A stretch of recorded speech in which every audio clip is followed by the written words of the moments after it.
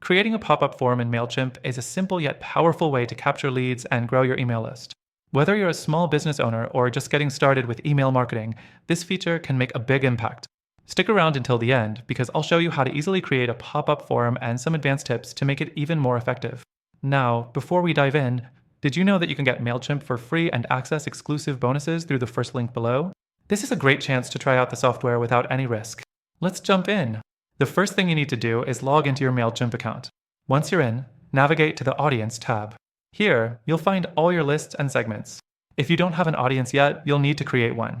But assuming you're already set up, you'll move to the next step. Next thing, on the left-hand menu, click on Sign Up Forms and then select Subscriber Pop-up.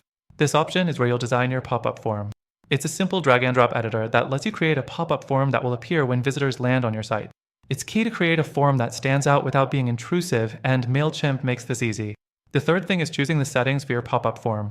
Here, you can set when and how the form will appear. You can decide if it will show up immediately when someone visits your site, or if it will pop up after a certain delay.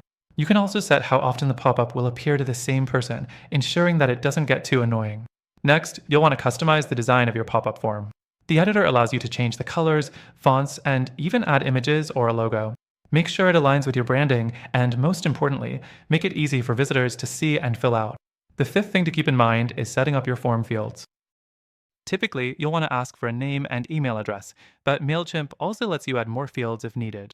The more concise you keep it, the higher the chances of getting conversions. Next, don't forget to connect your form to an automation. This is where Mailchimp shines.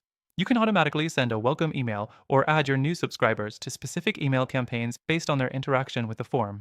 The seventh thing is testing your pop-up form before it goes live.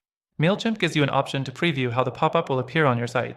Do a quick test to make sure everything looks and functions as expected, from the timing to the form fields. Finally, after you're satisfied, go ahead and publish your pop-up.